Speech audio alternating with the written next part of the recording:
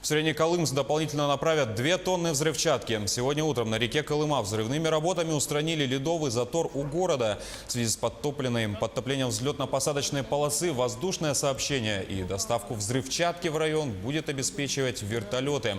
Как сообщил первый вице-премьер Алексей Колодезников, сегодня через поселок Белая Гора направят 2 тонны дополнительной взрывчатки. Это необходимо для поддержания резервного запаса на случай заторов на реке.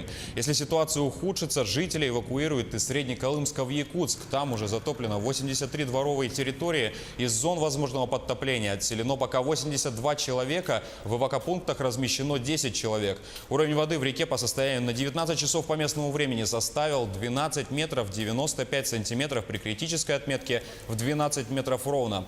Вода убывает, но пока находится выше критической отметки.